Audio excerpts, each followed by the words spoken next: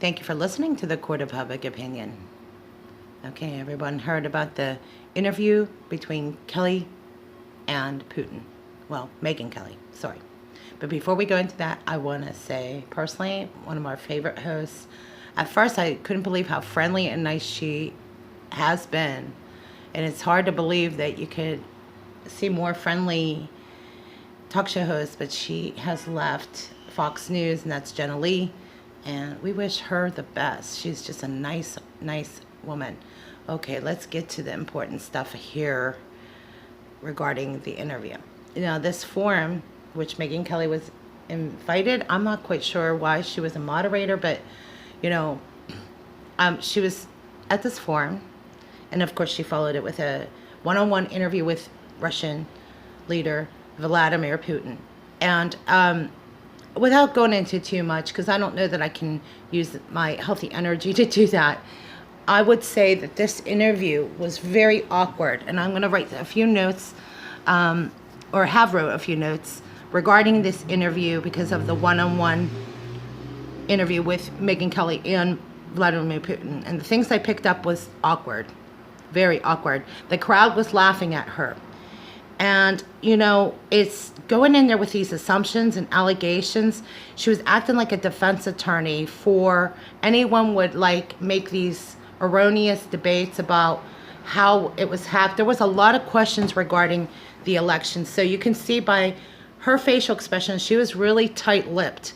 That's not hard to take from looking at her facial expressions. She seemed to be very direct in her questions. Of course, that's normal for her, so that's not anything unusual. It was going in there like a defense attorney or prosecuting attorney, as if she was putting him on trial. So let's correct the record here, because you can get from just looking at her facial expressions and then how Putin leaned in. It's as if he was ready to hear what she had to say, that he was waiting for her to make up something that was tangible, because he stated here that, she got her report from a non-classified document, and he laughed because he knows that these things can be doctored and changed, or, the other word for it, what is that, redacted? A lot of this stuff can be blocked out and blacked out, so you're not going to get you can't really glean a lot from these reports, especially in some cases. I don't know if they would release this stuff out there, but if they wanted to make a case against Putin for hacking the elections, this is what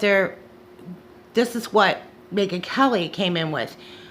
She had allegations, which that's what she stated, and she's just making a guesstimate here, a lot of assumptions. It's very hard to go into a forum like this with those kind of leaders, because they laughed her out of the room.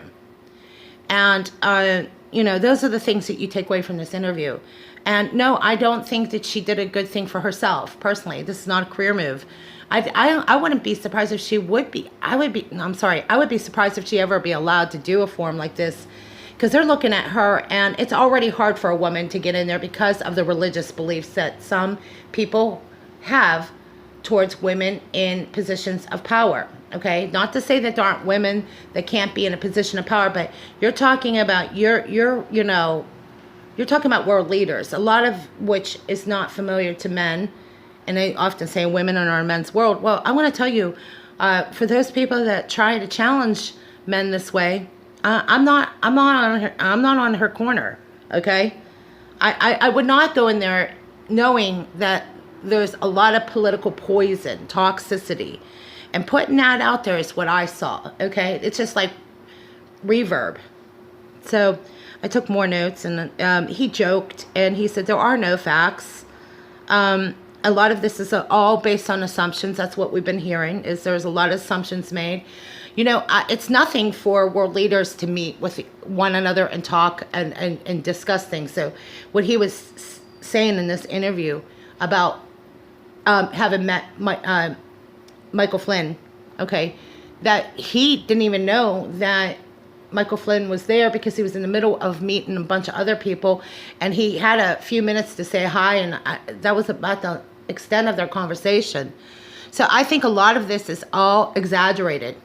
That's all this sounds to me, and that's all it's ever been. So I'm hoping that if Megyn Kelly got anything, is maybe she got some more extra dressing on her salad, and was it Russian? You know, I mean, it's all this same repeated beating this old dead horse. And eventually when people start to figure it out, they start to say, well, how come this is always about Russia, Russia, Russia? That's what we'd like to know, okay? Because it's like beating a dead horse. They're not going to accept the fact that Donald Trump won the presidency, and they're going to try to come up, and this is a fishing expedition. It was just like that in 2000, from what I understand. I wasn't involved in politics. I'm just looking at this, and overall, I can see why so many people back away, because they don't know even the real debate. I think it's just meant to confuse people, because there's a lot of people that don't follow politics.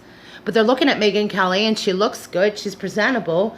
So they might like her. You know, they might say, well, she looks good, so I'm going to listen to her. That's how some people think about TV news. They'll stick their finger in the air, and if the wind's blowing this way, well, we'll listen to that person. That's kind of how the world we really live in. They don't really get into the issues. They don't really discuss our relationship with Russia. Or, you know, I would say overall, there's a lot of people that travel throughout the United States and internationally that have been to Russia or grew up in Russia. And I find this whole thing going back and forth with Russia just odd. It's always been like that. And let me tell you some background on why I think this whole thing is odd. Because back when I was a little girl, my mother used to laugh and tell us jokes. Now, my mom's a Democrat, and I'm independent, so I'm not going to go. I like to hear all sides of the story. Unfortunately, some people have accused us of just siding with President Trump. I'm going to side with President Trump because if he's right, okay? I'm going to side with people that are on the right side of the issues, okay?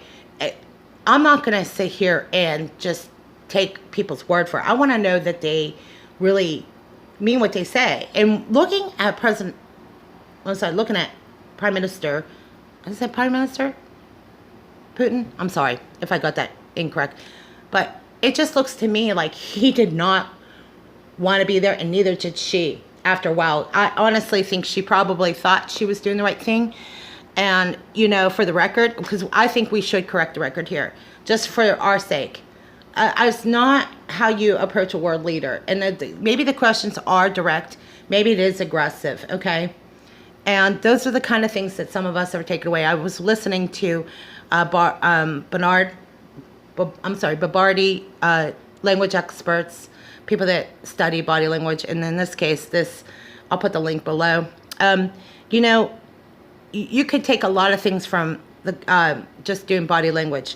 And one of the comments he made is about idle chatter. This starts to become idle chatter because, again, it goes back to exaggerating the truth or exaggerating the facts, okay, or exaggerating the reports. One of those three, okay?